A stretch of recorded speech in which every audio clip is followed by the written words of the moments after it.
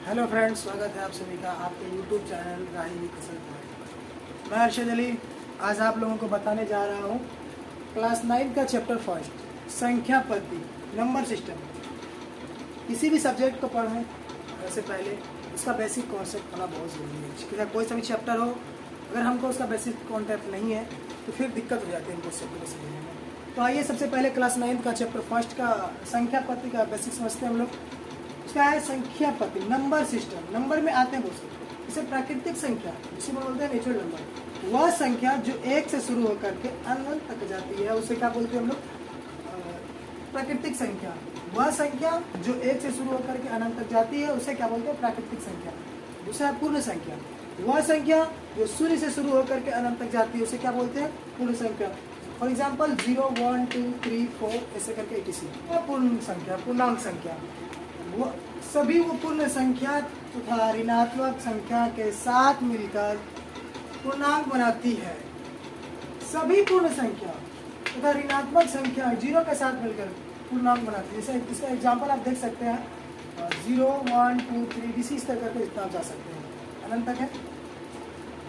अब पूर्ण संख्या भी को दो भागों में डिवाइड किया गया है। पहला है क्या? धनात्मक। दूसरा क्या है? ऋणात्मक। धनात्मक जिसमें प्लस का सिंबल हो, ऋणात्मक जिसमें माइनस लगा हो। जैसे धनात्मक में एग्जांपल है 1, 2, 3, 4, 5, 6, 7, 8 डिफरेंस है, और ऋणात्मक में -1, -2, -3 जिसमें ऋण लगा हो।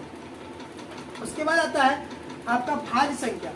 एक से बड़ी वह प्राकृतिक संख्या जो स्वयं के अलावा किसी और से विभाजित ना हो उसे भाज्य संख्या कहते हैं।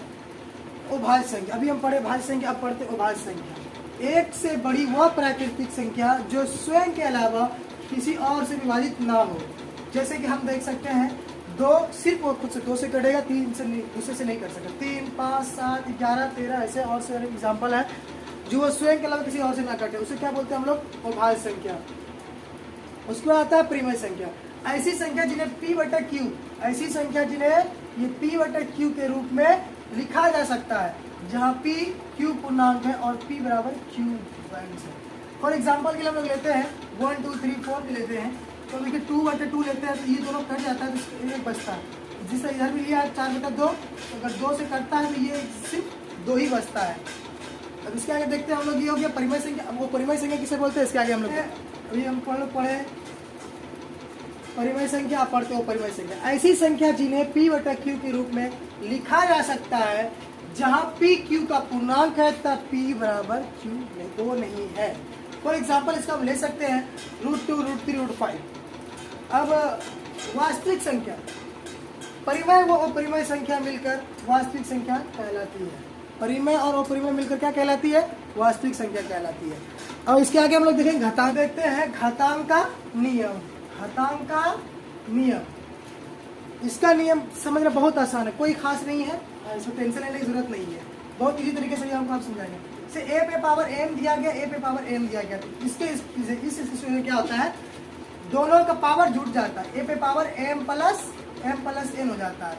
अब मान लीजिए एग्जाम्पल देते हैं आपको। फॉर एग्जाम्पल देखिए देता है तो 2 पे पावर 2 है, 2 पे पावर 3 है, तो इस सिचुएशन में क्या हो जाएगा? 2 पे पावर ये दोनों पावर क्या हो जाएगा? जुड़ जाएगा, ये दोनों पावर जुड़ जाएगा, तो क्या आ जाएगा? 2 पे पावर 5, 2 पे पावर 5 जाएगा। अब 2 पे पावर 5 तो 2 गुना 5 कर देते हैं हम, कितना आ जाएगा? 32 आ जाएगा, 32 आ जाएगा आंसर। दूसरा देखिए, अगर दिया गया है a पे पावर m, इधर लिख देते हैं हम a पे पावर m और ऊपर में m दिया गया है, स्क्वायर दिया, तो अब देखिए यह कुछ नहीं है, इसके बराबर हो जाएगा a पे पावर m और n। मान लो 2 पे पावर 3 करके दिया गया है, गुना स्क्वायर 2 दिया है, तो क्या जाएगा? ये दोनों इस सिचुएशन में क्या होता है? गुना हो जाता है, तो 2 पे पावर 3 दूनी 6 हो गया। अब 2 पे गुना 6 से 6 बार कर दीजिए, 2 गुना 2 गुना 2 गुना, आपका लास्ट में 64 आंसर निकल जाएगा। अब तीसरा सिचुएशन क्या है? a पे पावर m है बाय a पे पावर n है। इस सिचुएशन क्या होता है? हमेशा अंश में हर घट जाता है, तो यहाँ पे a पे पावर m और -n कर दीजिए। अब यहाँ देखिए, ये 2 पे पावर 4 हो गया, नीचे बटन में हर में 2 पे पावर 2, तो यहाँ पे क्या होगा? 2 पे पावर अंश, हमेशा क्या बोले अभी हम? अंश में हर घटता है, तो अंश में हर घटा दिए हम जाकर के, तो कितना हो जाएगा? 2 पे पावर 4, तो 2 गुना 2 4 इक्वल टू बराबर 4 हो गया, आंसर खुल गया आपका।